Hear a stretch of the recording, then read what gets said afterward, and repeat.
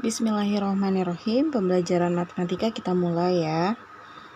Oke, hari ini kita akan mempelajari tentang peluang. Kalian pernah kan main monopoli yang harus melempar 2 buah dadu gitu, kemudian harus jalan menggunakan pion-pionnya. Nah, Bu Intan akan membahas tentang peluang di mana ketika SMP kalian sudah pernah mempelajarinya tentang sebuah dadu atau tentang 2 buah dadu. Kalau dadu, ingat ya, yang muncul itu adalah angka 1, 2, 3, 4, 5, 6. Sedangkan kalau peluang sebuah koin yang muncul adalah antara sisi gambar dan sisi angka. Seperti itu. Nah, peluang biasa disebut dengan probabilitas. Nah, adalah kemungkinan yang mungkin terjadi atau muncul dari suatu peristiwa. Nah, ini peristiwanya bisa sebuah dadu, bisa 2 buah dadu, bisa sebuah koin. Kalau SMP kayak gitu ya. Oke, kalau di tingkat SMK akan lebih naik lagi kelasnya gitu tentang materi peluang ini. Pada bab ini akan dibagi menjadi 3 bagian ya. Ada kaidah pencacahan, kemudian ada peluang suatu kejadian dan peluang kejadian majemuk.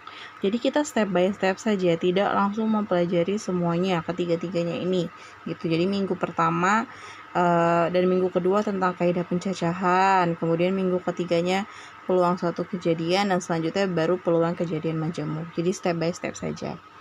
Oke, kaidah pencacahan semua materinya sebenarnya sudah Bu Intan rangkum, jadi kalian bisa baca di LKS. Jadi Bu Intan menjelaskan secara visual dan secara lisan saja. Oke, pertama adalah kaidah pencacahan. Sebenarnya kaidah pencacahan itu memudahkan kalian untuk menentukan atau menghitung banyaknya cara yang mungkin jika beberapa kejadian digabungkan, sehingga dapat dikatakan bahwa kaidah pencacahan adalah suatu cara. Jadi cara atau aturan untuk menghitung semua kemungkinan yang dapat terjadi dalam suatu percobaan. Jadi kalau ada percobaan, pasti ada kemungkinan yang terjadi. Contohnya kita mau ngelempar 1 buah keping koin. Kemungkinan yang terjadi kan antara sisi gambar atau sisi angka. Nah, kaidah pencacahan pun gitu. Jadi menentukan atau menghitung banyaknya cara. Ada berapa banyak cara yang mungkin terjadi gitu. Banyak cara yang mungkin terjadi dari sebuah percobaan dapat ditentukan dengan aturan perkalian, aturan penjumlahan, permutasi, dan kombinasi. Nah, ternyata kaidah pencacahan ini dibagi lagi nih. Jadi ada aturan perkalian, aturan penjumlahan, permutasi, dan kombinasi. Oke, kita masuk ke contoh. Saat liburan sekolah, Dennis pergi bersama keluarganya ke Bandung. Nah, Dennis cuma bawa tiga baju nih. Cuma bawa 3 baju sama 2 buah celana jeans. Ia memadukan ketiga baju dan kedua jeans tersebut. Berapa banyak cara pasangan warna baju dan celana jeans yang dapat dipakai sama Dennis. Jadi si Dennis ini jalan-jalan. Nah, dia cuma bawa 3 baju dan 2 celana.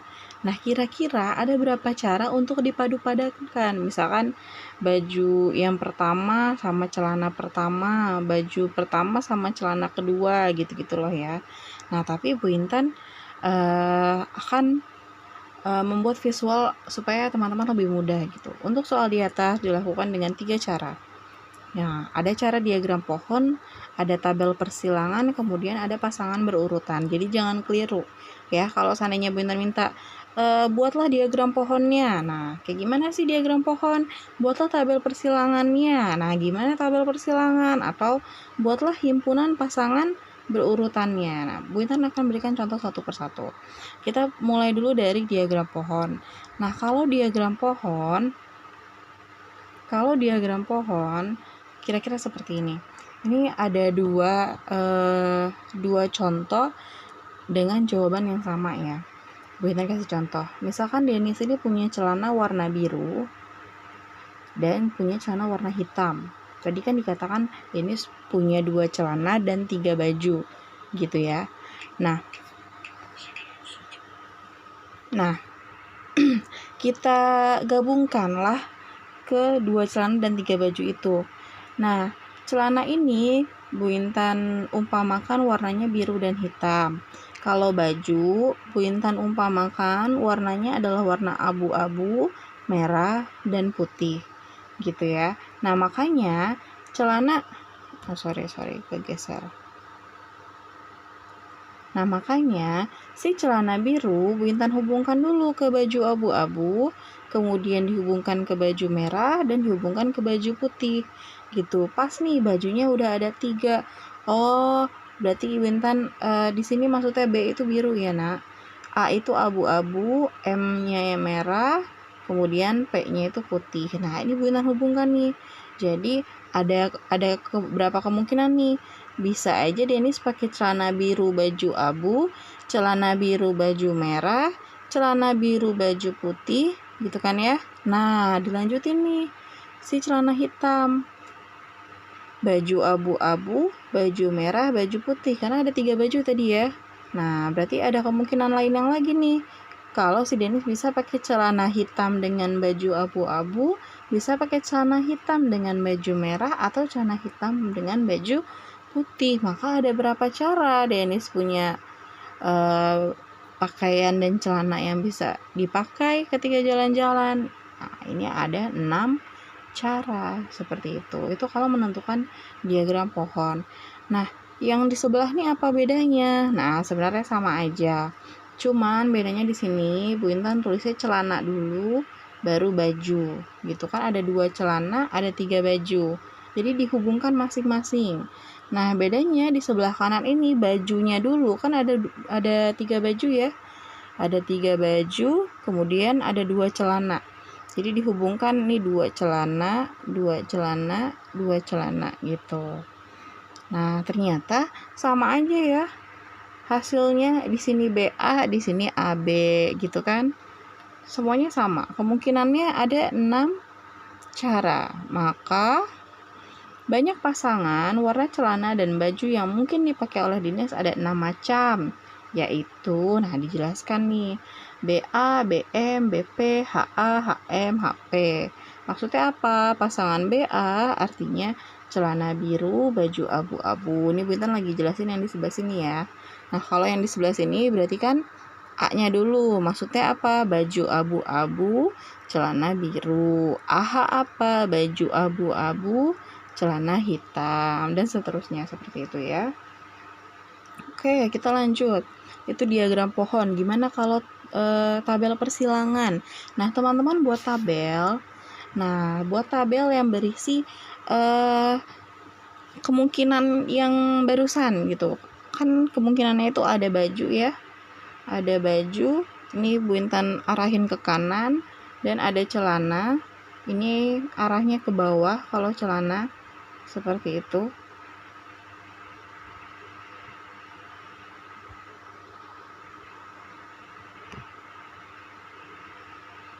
Oke, kita tulis dulu warna bajunya apa aja. Ada abu-abu, merah, dan putih. Nah, kemudian jadi kalau teman-teman pilih, kalau kalian pilih warna itu, jangan yang huruf depannya sama ya. Misalkan merah sama warna apa ya? Pokoknya huruf bagian depannya itu kalau bisa jangan sama. Misalkan biru sama biru dongker gitu, jangan, nanti keliru. Supaya lambang di sebelah sininya nanti beda-beda gitu. Jadi nanti paham kalian ngertinya. Oke, kita lanjutkan. Bagaimana dengan tabel persilangan? Nah, teman-teman kalau mau ngisi di bagian sini, ini kita ceritanya belum tahu nih jawabannya apa gitu ya. Nah, lihat saja, hubungkan. Nah, di sini biru sama abu-abu. Maka di sini isinya B dan A. Kemudian kita hubungkan lagi nih yang sebelah kiri dengan atas. Biru sama merah ditaruhnya di sebelah mana nih? Di sebelah sini. Tuh, gitu ya. Kemudian biru dengan putih ditaruh di sebelah mana nih? Di sebelah sini, gitu ya. Atau mau hitam dengan abu-abu ditaruh di sebelah mana? Nah, di sebelah sini. Gitu. Atau merah dengan hitam, di sebelah sini, gitu. Bisa dipahami ya. Kalau ada pertanyaan nanti bisa kita diskusikan bareng-bareng. Nah, gitu. Jadi dihubungkan antara yang bagian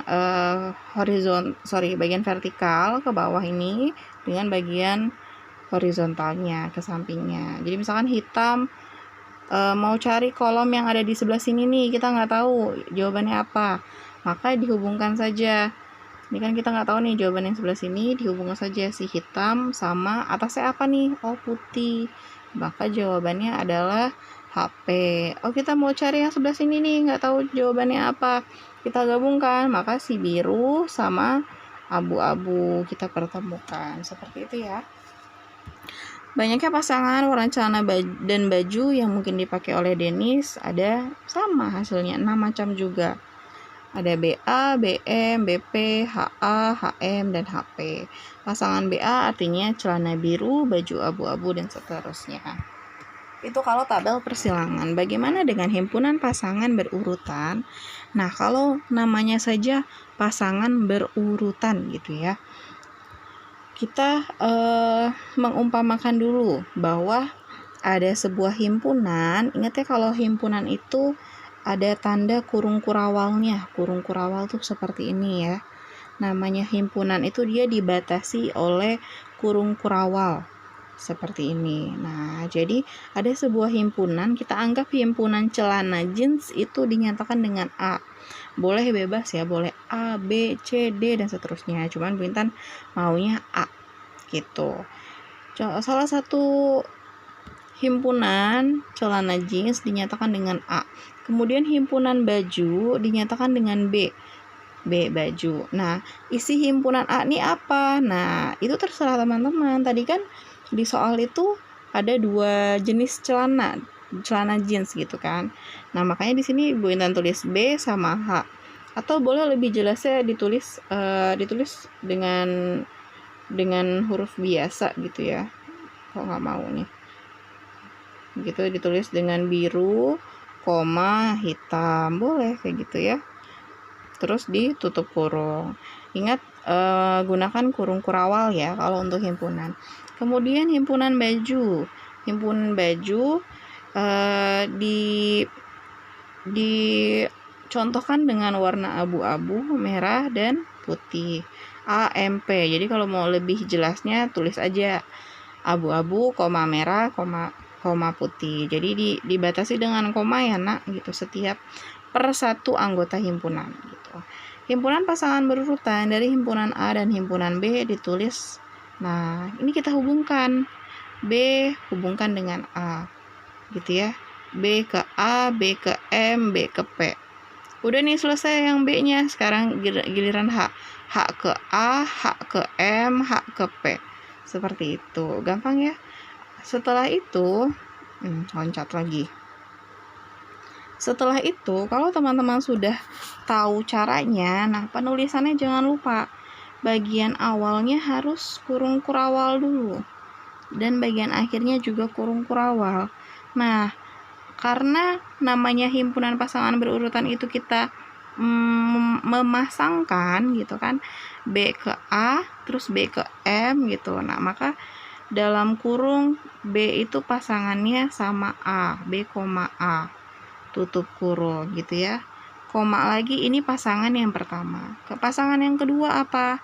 B ke M, maka si B ini kita pasangkan sama ke M, koma, dan seterusnya gitu ya. Nah, makanya Bu Intan tuliskan seperti ini. Gampang ya? Gampang dong, kaidah pencacahan ini masih gampang, tenang. Maka banyaknya pasangan warna celana dan baju yang mungkin dipakai oleh Denis adalah ada 6 macam.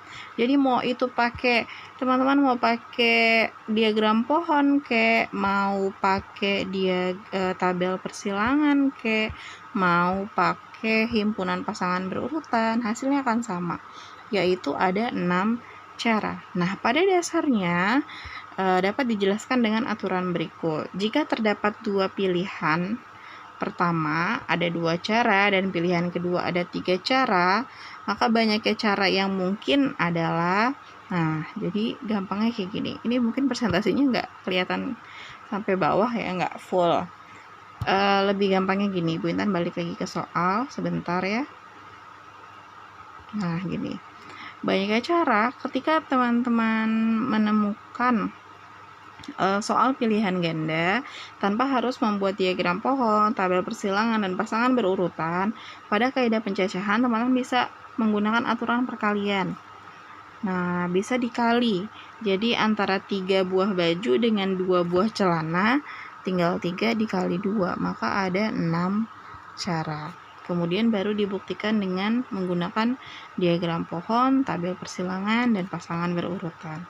Nah, jadi cara simpelnya tuh kayak begitu loh. Gitu.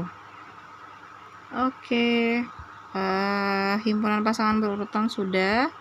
Kemudian ada kaidah pencacahan. Kaidah pencacahan tadi di awal sudah Bintan bilang. Ada uraian kaidah pencacahan, ada aturan perkalian penjumlahan, faktorial, ada permutasi dan kombinasi. Tapi pada hari ini kita belajar 3 dulu saja ya. Gitu. Oke, aturan perkalian. Ada aturan perkalian dengan aturan penjumlahan.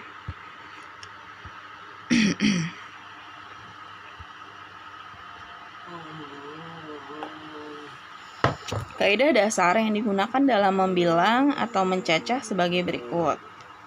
Jika tempat pertama diisi dengan N1 cara yang berbeda, kemudian tempat kedua dengan N cara, dan seterusnya, titik-titik itu dan seterusnya, sampai tempat ke K dengan NK cara, nggak tahu ini cara yang keberapa gitu ya, biasanya cara ketiga, 4, 5, dan seterusnya.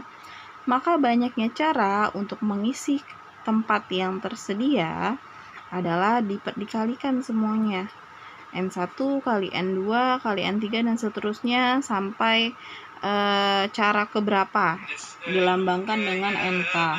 Seperti itu. Prinsip dasar membilang di atas disebut aturan perkalian. Bagaimana dengan aturan penjumlahan? Ya podo wae. Sama, cuma bedanya di jumlah. Nah, nanti akan Bu Intan bandingkan contoh soal antara aturan perkalian dengan aturan penjumlahan itu ciri-cirinya apa sih, seperti itu, supaya ketika baru lihat soal kalian langsung tahu nih, oh ini mah pakai aturan perkalian Bu, oh ini mah pakai aturan penjumlahan Bu, kayak gitu ya. Oke, contoh Bu Intan masukin 2 contoh aturan perkalian, 2 contoh aturan penjumlahan gitu ya. Oke, kelas 11 MM1 mengadakan pemilihan pengurus kelas. Namanya pemilihan pengurus kelas pasti ada ketua kelas, kemudian ada sekretaris, dan ada bendahara. Yang lainnya nggak Bu Intan hitung. Bu Intan cuma hitung ketua, sekretaris, bendahara.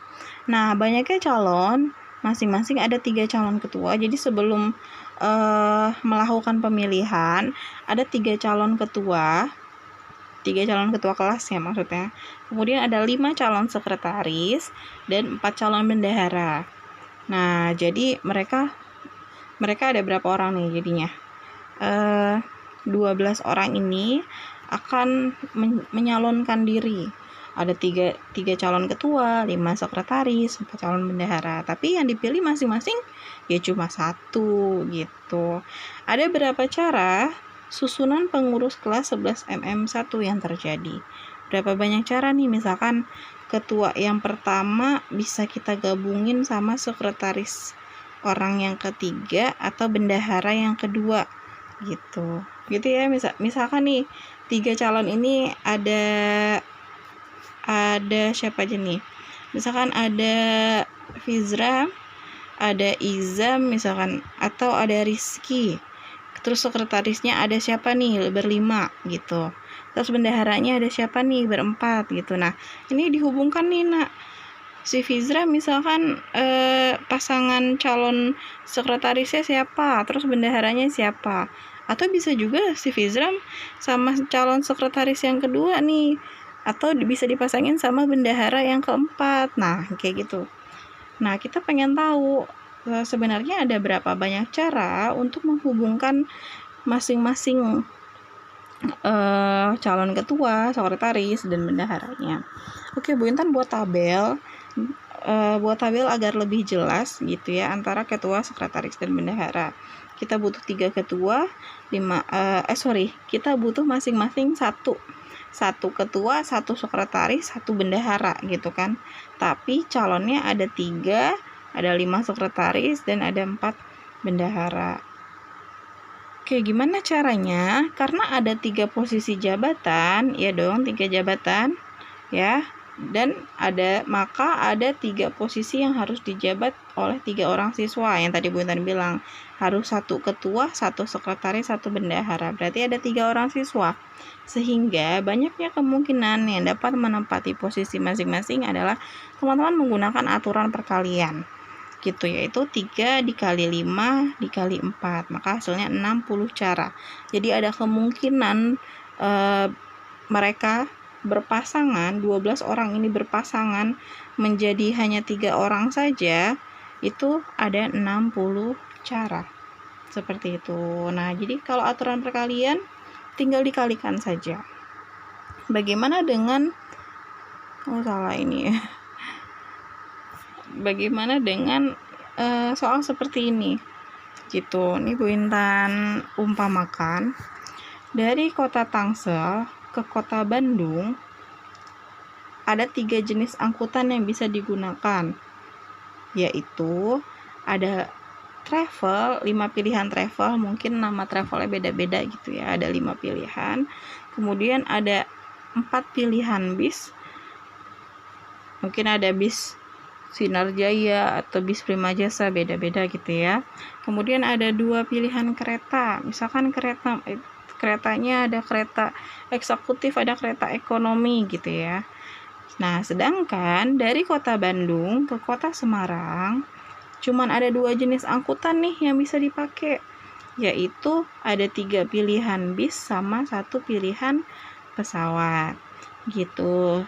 Nah, kita mau tahu berapa banyak cara berbeda untuk berangkat dari kota Tangsel ke kota Semarang melalui kota Bandung. Jadi urutannya Tangsel dulu, baru Bandung, baru Semarang gitu ya.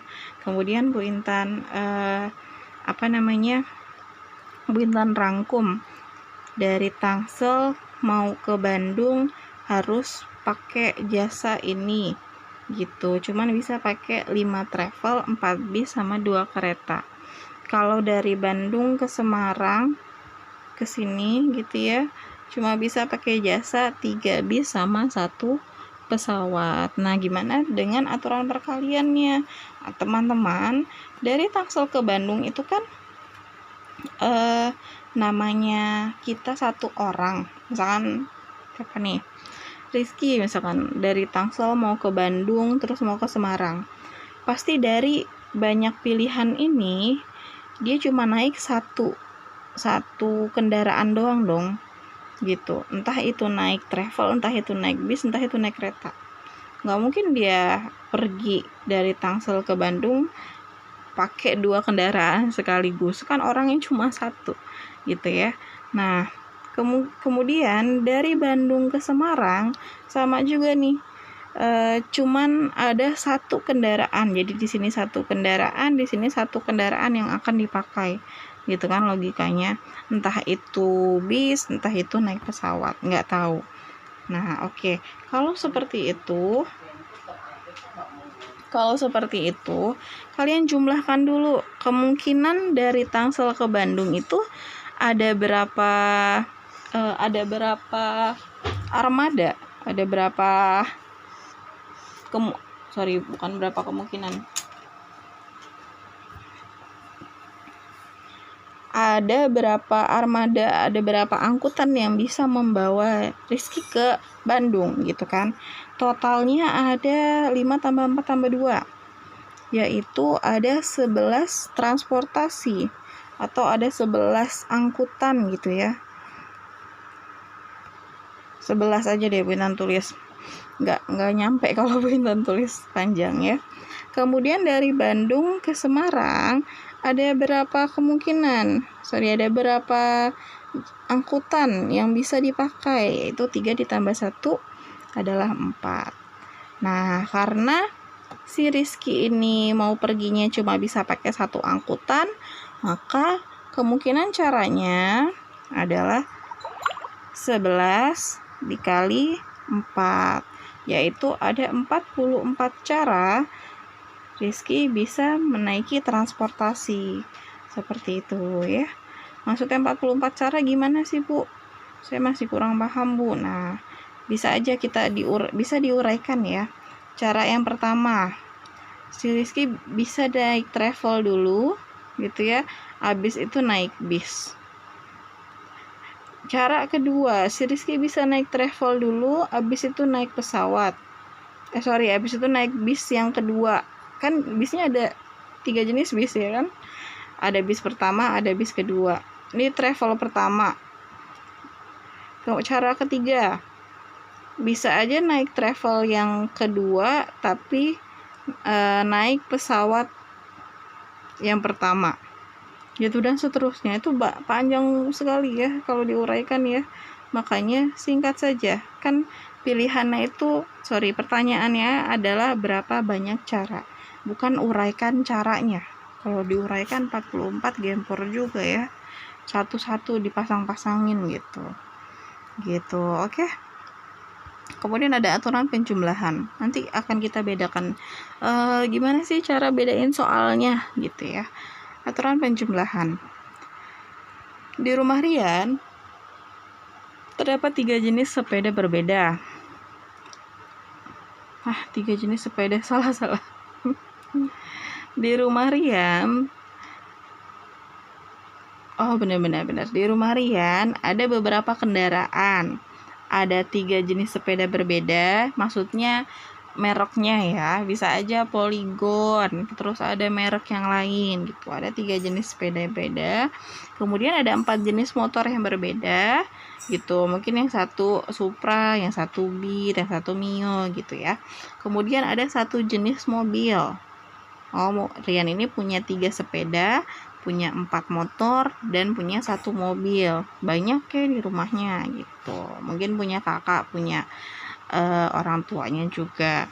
Jika Rian ingin berpergian gitu, Rian pengen pergi nih, ada berapa cara Rian menggunakan kendaraan yang ada di rumahnya. Nah, logikanya kalau Rian mau berpergian, dia nggak mungkin kan pakai sepeda barengan sama pakai motor gitu, atau pakai motor barengan sama pakai mobil gitu, bareng-bareng dua-duanya dipakai juga dalam satu waktu, nggak mungkin dong. Nah, maka pada kasus ini ada 3 pilihan kendaraan yang tadi Bu Intan bilang, ada sepeda, ada motor, dan ada mobil. Rian tidak mungkin menggunakan kendaraannya sekaligus.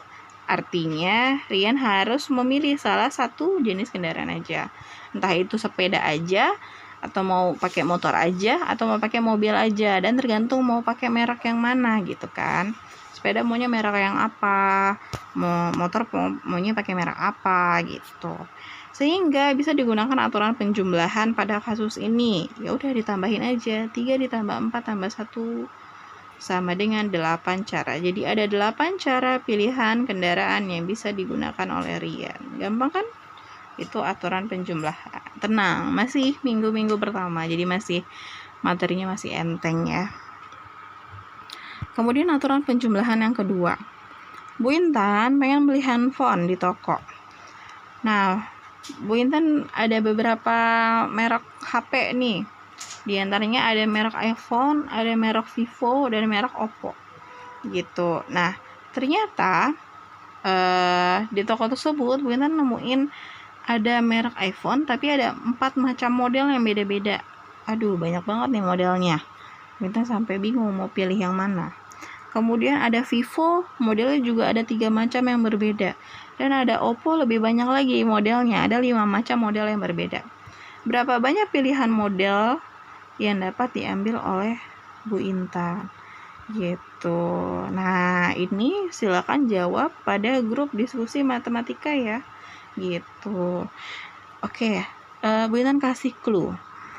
Nah, logikanya kalau Bu Intan pengen beli handphone di toko, Bu Intan nggak mungkin beli 2 atau beli 3 handphone. Sama kasusnya seperti si Rian mau pergi pakai kendaraan, nggak mungkin Rian pakai 2 kendaraan sekaligus dalam satu waktu.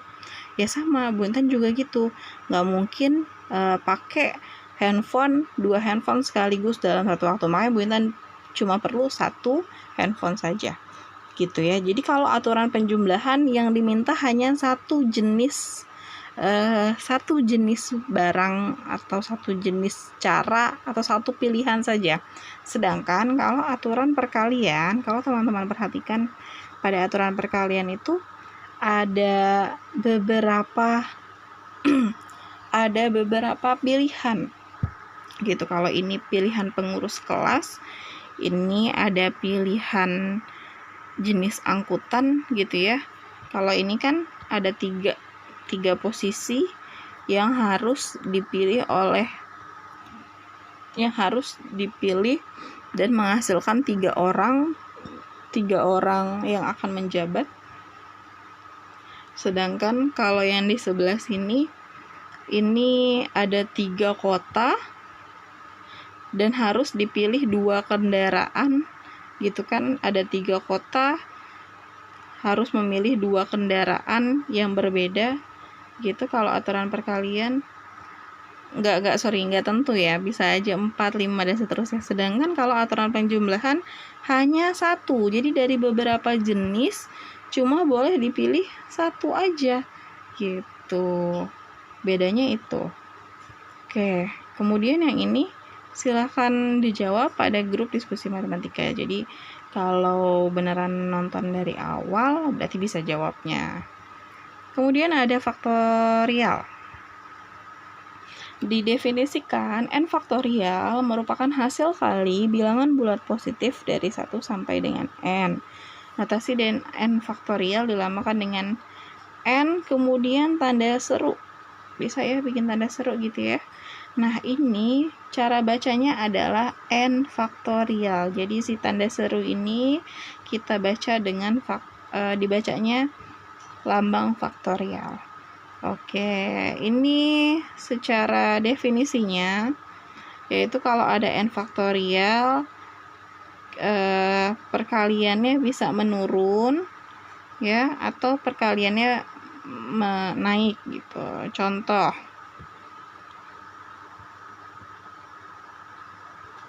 oke, nah ini contohnya ya. Contoh ada 5 faktorial. 5 faktorial cara kita tahu hasil dari 5 faktorial berapa. Nah, makanya bisa dengan cara menurun, yaitu 5 dikali 4. Jadi kalau faktorial itu perkalian ya. 5 dikali 4 dikali 3 kali 2 kali 1. Kemudian 4 faktorial. 4 faktorial bisa juga dengan cara meningkat. Jadi diurutin dari 1, 2, 3 sampai 4. Jadi batasnya ini sampai 4 saja. 5 pun juga gitu. Batasnya hanya sampai bilangan terbesarnya adalah 5. Bagaimana dengan 3 faktorial? Ya bilangan terbesarnya 3. 1 dikali 2 dikali 3 atau 3 kali 2 kali 1. Gitu ya. Tinggal dikalikan kemudian tentukan hasilnya. Jadi 5 kali 4 20, 20 kali 3 60, 60 kali 2 120, 120 kali 1 120. Nah, begitu seterusnya. 1 kali 2, 2, 2 kali 3, 6, 6 kali 4, 24. Nah, itulah hasil dari faktorial. Gampang ya faktorial ya. Nah, hasil dari 2 faktorial adalah 2, hasil 1 faktorial adalah 1. Bagaimana dengan hasil 0 faktorial? Nah, bagaimanakah dengan 0 faktorial? Tuliskan jawabanmu dalam grup diskusi matematika ya. Gitu. Oke, kita lanjutkan faktorial. Berapakah nilai 7 faktorial per 3 faktorial? Nah, ini ada pembagian ya, 7 faktorial dibagi 3 faktorial. Nah, langkah pertama, ini ada 3 soal. Oke, Bu Intan hanya menjelaskan 1 soalnya saja. Sisanya nanti kita akan diskusi di grup diskusi ya. Oke, bagaimana caranya? 7 faktorial dibagi dengan 3 faktorial. Oke, cara manualnya seperti ini. Teman-teman silahkan kalikan menurun. 7 kali 6 kali 5 kali 4 kali 3 kali 2 kali 1. Tanda titik itu menandakan kali ya. Jadi boleh kali seperti ini gitu ya. Tapi Bu Intan lebih suka pakai titik supaya memudahkan membedakan antara X dengan perkalian. Oke, 7 kali 6 kali 5 kali 4 kali 3 kali 2 kali 1 per alias dibagi 3 faktorial. 3 faktorial berarti kan 3 kali 2 kali 1 gitu. Nah, ini totalnya berapa? Hasilnya di perkaliannya adalah 5040. Kemudian ini 3 kali 2 kali 1 adalah 6.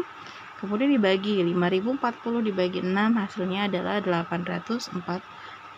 Nah, tapi Bu Intan punya cara singkat, yaitu kalian tidak perlu menuntaskan semuanya. Ini kan karena pembagian ya, per itu kan pembagian. Jadi kalau menulis esai untuk memudahkan perhitungan, kita lihat bagian bawahnya itu kan 3 faktorial, maka bagian atasnya sudah sampai 3 faktorial saja, supaya apa? Bisa sama-sama dicoret.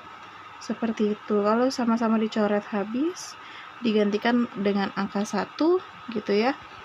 Jadinya tinggal 7 kali 6 kali 5 kali 4 kali 1 dibagi 1. Maka hasilnya adalah 840. Nah, atau seperti ini boleh, kemudian kalian coret 3 kali 2 kali 1. Dicoret nih atas sama bawah dicoret. Seperti itu. Maka hasilnya akan sama, yaitu 840. Silahkan jawab soal nomor 2 dan 3 pada grup diskusi matematika ya. Nah, soal nomor 2 dan nomor 3 ini coba perhatikan baik-baik. Ini 3 faktorial, jadi 9 faktorial dibagi 3 faktorial dikali, itu tanda titik ya, berarti perkalian dikali 3 faktorial. Nah, gimana tuh caranya? Silahkan dikerjakan dulu, dicoba dulu. Nanti akan Bu Intan bahas di grup matematika. Nah, kalau yang di sini perhatikan nomor 3, perhatikan baik-baik ada tanda dalam kurungnya ya. Jadi 8 faktorial dibagi 8 dikurang 2 baru difaktorialkan. Nah, bagaimana caranya? Silahkan dikerjakan dulu sebisa kalian, kemudian kita bahas di grup diskusi. Oke, hasil yang baik akan datang kepada mereka yang senantiasa berusaha dengan sungguh-sungguh dalam berikhtiar. Itu saja dari Bu Intan. Terima kasih sudah menonton video pembelajaran ini. Semoga kalian puasanya lancar, sehat selalu. Insya Allah mudah-mudahan kita bisa bertemu lagi di kelas offline di tahun ajaran berikutnya. Amin. Sekian dari Bu Intan. Mohon maaf apabila ada salah kata atau kekurangan. Kita bisa diskusi ya. Selanjutnya ada pertanyaan-pertanyaan bisa ditanyakan di WhatsApp. Oke, itu aja dari Bu Intan. Terima kasih. Wassalamualaikum warahmatullahi wabarakatuh.